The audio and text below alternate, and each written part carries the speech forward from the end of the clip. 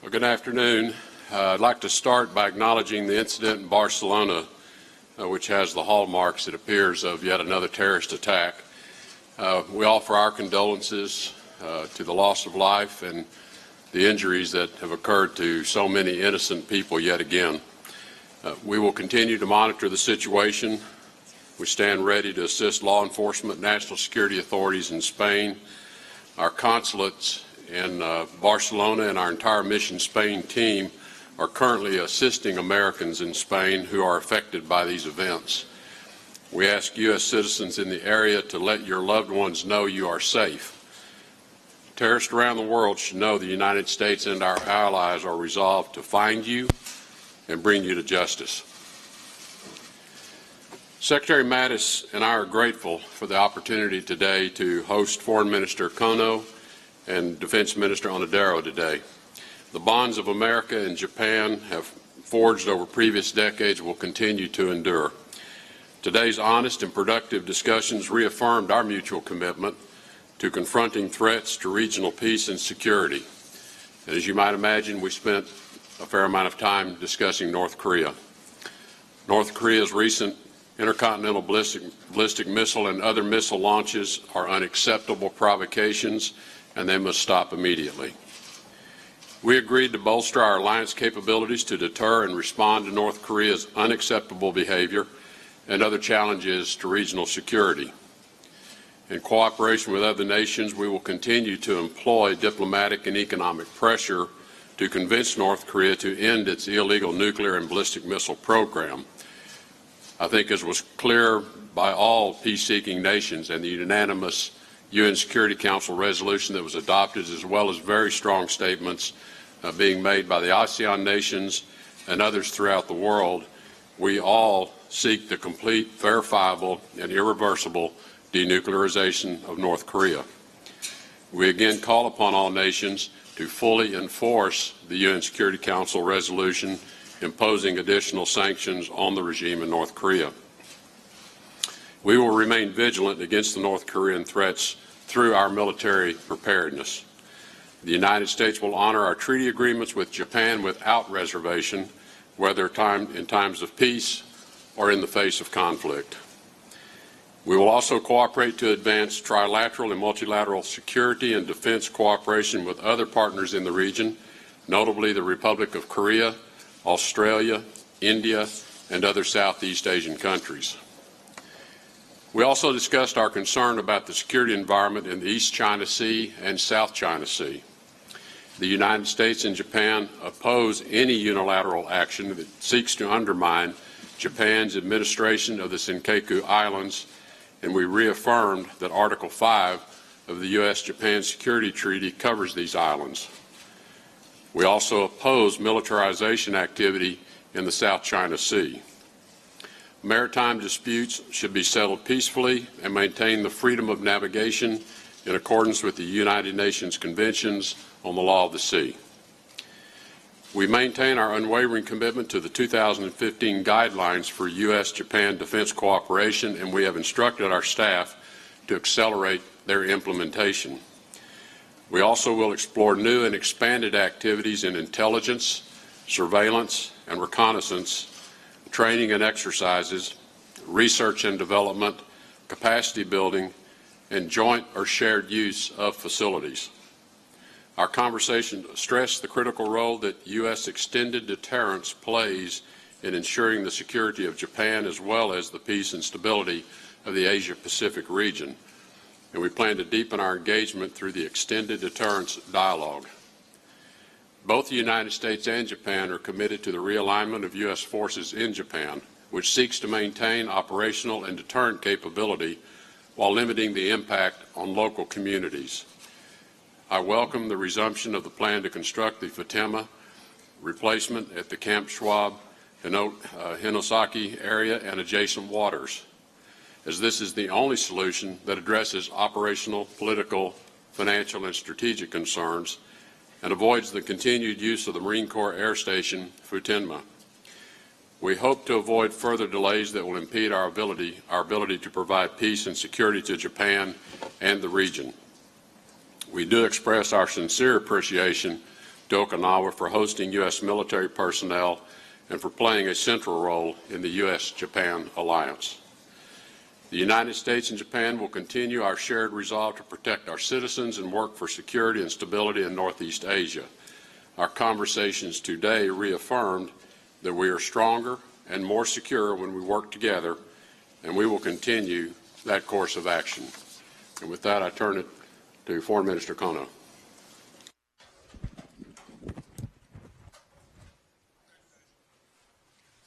My name is Taro Kono, Foreign Minister. At the outset, with regard to the incident that occurred in Barcelona, to all those that have been sacrificed and to their families, I'd like to express my deep-felt condolences. And to those that have been injured, I should also like to express my sympathy.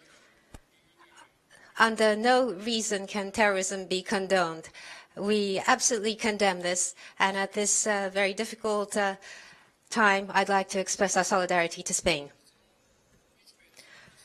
At the 2+2 conference between Japan and the United States, we had discussions which were very rich in substance, allowing us to achieve major outcomes. I'd like to thank Secretary Tillerson and Mattis and all those who have worked to make the conference a success.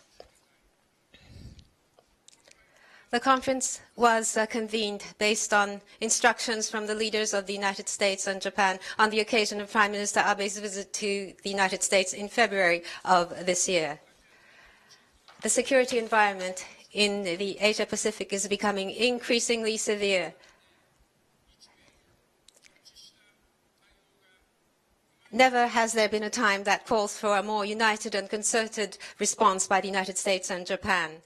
From such a perspective, we had an in-depth discussion on the strategic environment of the Asia-Pacific region, beginning with the North Korean situation. At this first 2+2 conference since the start of the Trump administration, we were able to reaffirm the strong commitment of the United States and Japan, which is extremely significant. The strong commitment to the region, which is extremely significant. On North Korea, towards its denuclearization, we agreed we would ramp up effective pressure. We will call on China to take specific measures to make North Korea change its behavior. On the threat of ballistic missiles, as an alliance, we will strengthen our defense posture and capabilities and respond. We have agreed on this point. We have confirmed the importance of cooperation through the Security Treaty. We shared our concerns regarding the situation surrounding East and South China Sea.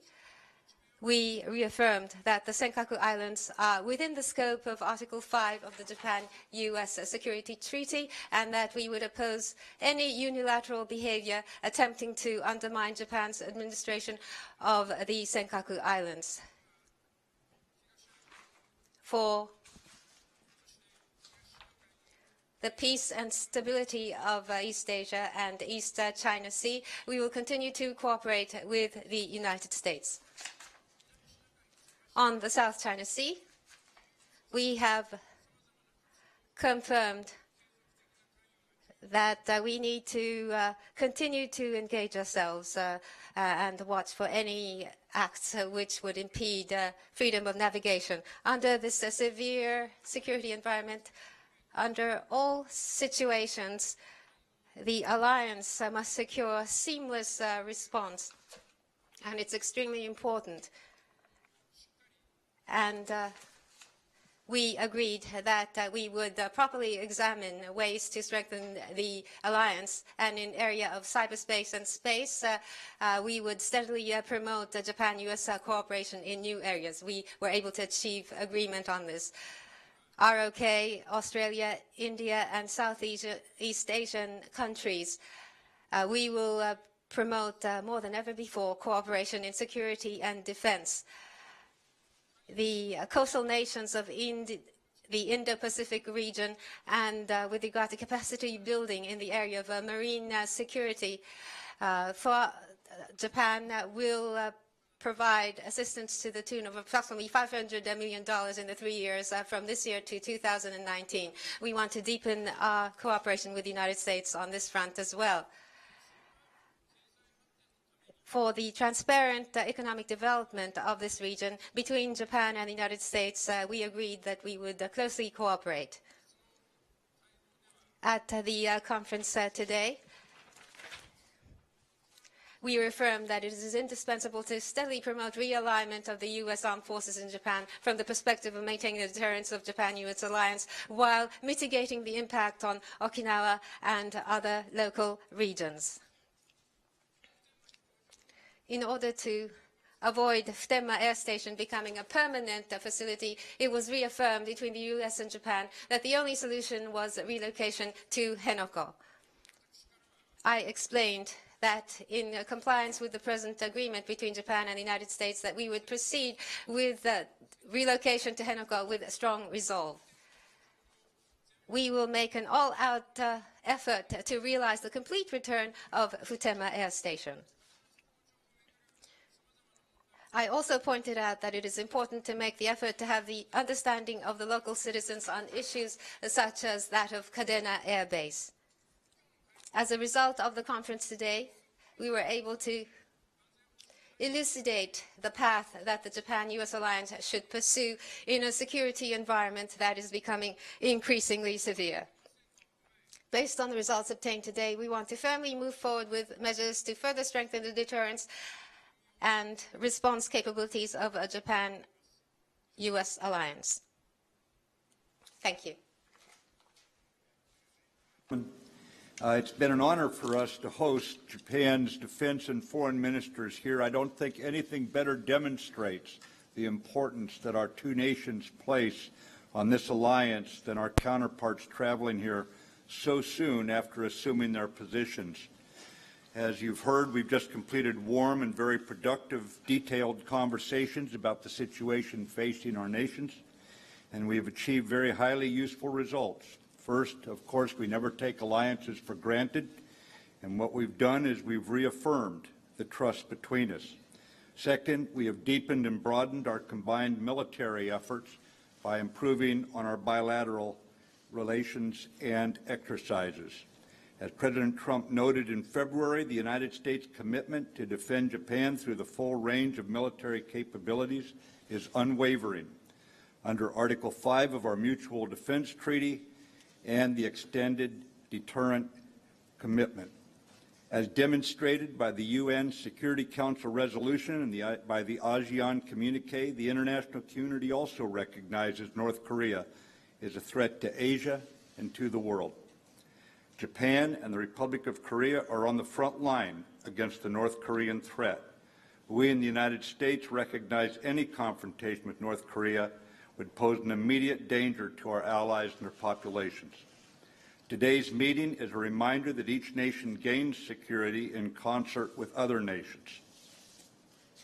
The international community is speaking with one voice. North Korea must stop its dangerous actions as we work to maintain security and denuclearize the Korean Peninsula.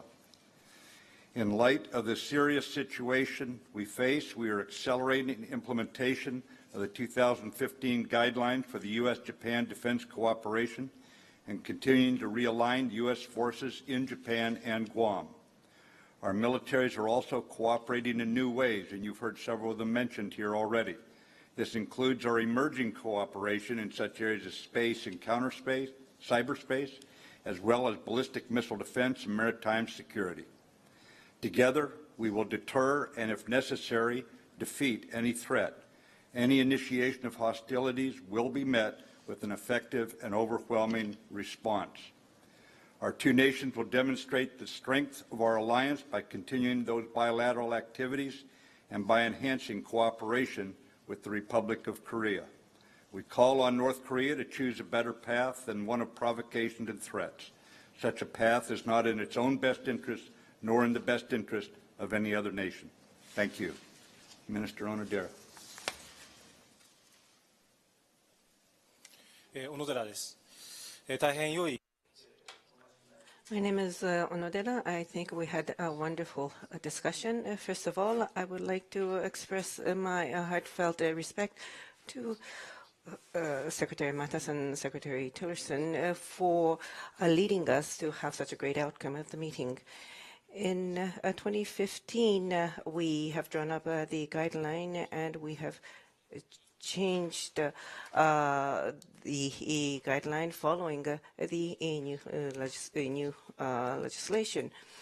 And since that, the defense cooperation between Japan and U.S. has greatly progressed, and the alliance has never been so solid. However, if we look to the regional strategic environment in front of us, in front of our alliance, we have the pressing issue of North Korea. North Korea has plans to launch ballistic missiles to the waters close to Guam, and it is also advancing on their efforts to launch ICBM-class ballistic missiles, miniaturizing nuclear weapons to warheads. So for this threat of North Korea, at this meeting, we agreed to increase the pressure and to strengthen the alliance's capability. In light of the threat of North Korea, the four of us confirmed the importance of the unwavering U.S. commitment to extended deterrence. Also, the U.S. forces have been deploying even more assets in the Asia-Pacific region and has been showing their commitment visibly to this region. I would like to highly evaluate the efforts of the United States, and also continuing with the United States, I would like to make efforts to enhance the defense capability and defense posture of Japan. Also, we shared our concerns on East China Sea and South China Sea situation. We will deepen our defense cooperation in securing the peace and stability in East China Sea, as well as engaging coastal nations in the South China Sea. In order to secure a seamless response of the alliance to any situation, we must constantly continue our efforts to strengthen the alliance. Through today's discussion, we were able to seek out a specific direction for our future efforts. Moving forward, we will accelerate the implementation of a guideline, and we will further promote cooperation under the peace and security legislation. We will expand peacetime cooperation, such as surveillance and joint training. And furthermore, we will continue to promote cooperation in ballistic missile defense, including acquisition of new assets and enhance capability in new domains such as the space and cyberspace. Through this, we intend to strengthen further our joint responsive posture. Along with this, in order to strengthen our own defense capability, we tend to review the National Defense Program and also work on the new midterm defense program, and this was explained in the meeting today. The presence of the U.S. forces in Japan is at the core for the alliance to function as deterrence. At the same time, the operation of U.S. forces should take into consideration the local residents and secure safety. These are indispensable. From this standpoint, we were able to confirm our steady advancement of the realignment of the U.S. forces in order to reduce the burden on the local people, maintaining the deterrence at the same time. The transfer of Futenma Air Station to Henoko is the only solution to avoid continuous usage of the Futenma Air Station. So we will steadily proceed with the construction. of this transfer. Kadena Air Base issue and the Osprey are matters that I have renewed my request for the consideration to the local residents and securing the safety. In light of today's outcome, I would devote myself even further for the securing the safety and security of the people in preparation for any situation to occur. Elise Labott from CNN for Secretary Tillerson. Elise. Thank you very much. Actually, I would love if both Secretary Tillerson and Mattis could answer a question on North Korea. You wrote in your op-ed last week that obviously the U.S. prefers a diplomatic solution to the crisis in North Korea, but you said that diplomatic and economic efforts and pressure were, quote, backed by a credible military option. In recent days, the White House strategist Steve Bannon called the diplomatic and economic ratcheting up of tensions with North Korea a, quote, sideshow. He said that there was no military solution and that the real issue is an economic war with China. Does this reflect some kind of new opinion by the administration, or was he speaking for himself? And are you afraid that comments like this might dilute the credible military deterrent that is backing your diplomatic and economic efforts? Thank you. Well, I don't really have a comment on what Mr. Bannon's remarks were in that particular interview. I read those. I think we have been quite clear as to what the policy and the posture towards North Korea is. And I think Secretary Mattis and I, in that op-ed, wanted to inform, as best we were able to do, inform the American people first, but also inform our important friends and allies as to what our approach is. And our approach has been endorsed by the President. It is reviewed with him periodically in terms of the status of how the approach is working. And it is first and foremost, as you have seen, to undertake a very concerted, deliberate campaign of exerting pressure on the regime in North Korea to an extent that is best we can tell. And we did study previous attempts over the past 2 decades.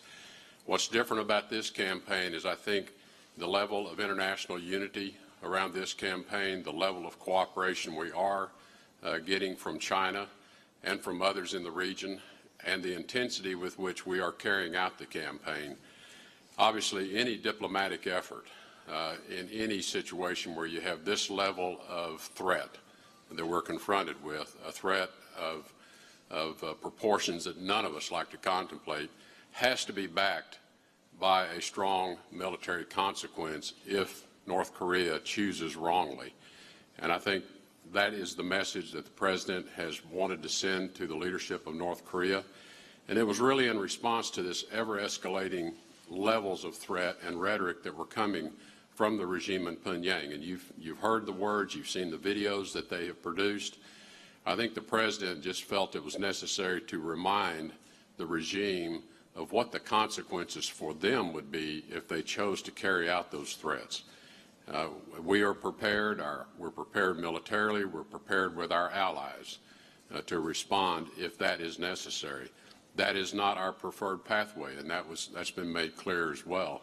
So we continue our full-out efforts, working with partners, working with allies, to bring that pressure on the regime in North Korea with a view that at some point, with a unified international message like we've never had before, they will realize the level of isolation they find themselves in, and that the future that they will face with that level of isolation is bleak and will only become bleaker if they continue this pathway.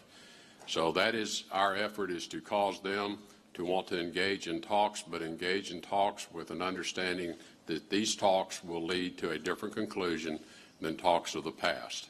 And so we will continue that effort diplomatically first and foremost, but knowing that North Korea sits with a significant capability already within their grasp, I think it is only prudent that they fully understand the consequences should they make a bad choice for themselves, and obviously there are consequences for others as well. The next question from Japanese media. Mr. Sugimoto. My name is Sugimoto from Sankei Shimbun newspaper. My question is addressed to Minister Kono and Secretary Tillerson. The question is the following. It's related to dialogue and pressure in connection with North Korea. With regard to North Korea, what conditions must be met for you to decide that you can start a dialogue? Could you outline your thinking? And in addition, at today's conference, to China, which has influence over North Korea, you've asked for resolute measures to be taken. However, and there was agreement on this, however, up until now, with regard to China, they have not sufficiently applied the kind of pressure that the United States and Japan are seeking. The efforts made by Japan and the United States, in what respect is it lacking so that China is not being fully mobilized, please? 7月の In the July Japan-U.S. ROK summit meeting confirmed that North Korea, if it changes its course and if it refrains from intimidating and provocative action and toward denuclearization, if it is ready to come back to serious dialogue, these measures to be taken are important, first and foremost. There's no sense to dialogue for the sake of dialogue. We agreed on this point. Between Japan and the United States, or Japan, US, and ROK at the center, the International Committee will continue to apply maximum pressure to North Korea. I think there's a necessity of doing so. The trade amount with North Korea is such that 90% is accounted for by China, and their role is very important, and I agree with that. The new UNSC resolution 2372, if that's fully implemented, strictly and fully implemented, foreign reserves of North Korea can be decreased to the tune of over $1 billion. China must fully and strictly implement. We would like to encourage China to strictly and fully implement these measures after the 15th. Oil and steel and seafood. China announced that it would restrict importation of this. As we saw an agreement to encourage a specific action by North Korea, we will work on China to take responsible and constructive action. We would like to continue to seek that China do this. Or Yegina Torabadi from Reuters for Secretary Mattis.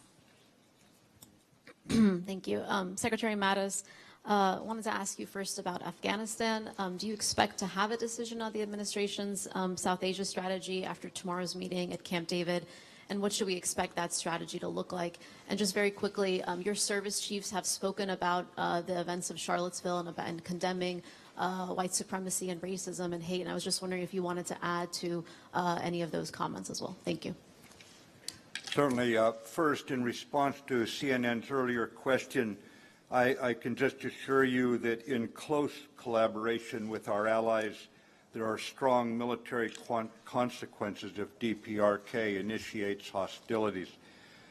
In regards to the Afghanistan meeting tomorrow, we will meet with the President, Secretary Tillerson and I, and several others on the national security team. We will move this toward a decision. As I said, I think it was yesterday publicly, we are coming very close to a decision, and I anticipate it in the very near future. On the service chiefs and the comments after Charlottesville, these are leaders of our diverse armed forces. They simply said the same message that we have lived by for decades. And we continue not to serve in the Army, the Navy, the Air Force, the Marine Corps. We serve in the United States Army, United States Navy, etc. And in that regard, it's a widely diverse force. We look at e pluribus unum on our coins. Out of many, one. They were simply emphasizing on the battlefield, we are one team, and that's the way we stay. Thank you. One more question from the Japanese media. Mr. Shiga. My name is Shiga from NHK. I have a question to Secretary Mattis and to Minister Onodera on the missile defense. North Korea has a plan to launch some ballistic missile to the surrounding waters of Guam, and we are seeing tension mount. In the 2+2 joint statement, it is incorporated that Japan's role would be expanded in the alliance. When the missile is launched, what specific actions would the U.S. take? And then for Japan, what would Japan's role be in the missile defense? Also, what would the U.S. expect Japan to do in the case of the launch of the missile? In the event of a missile launch towards the territory of Japan, Guam, United States, Korea, we would take immediate specific actions to take it down. Minister Onodera.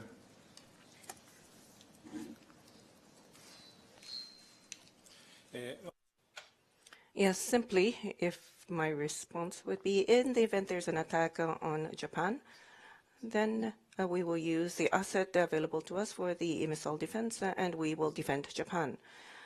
But should different circumstances occur, then we will solidify the relation that we have with the U.S. With a close communication. We will defend the country. And that is what we discussed today. Thank you.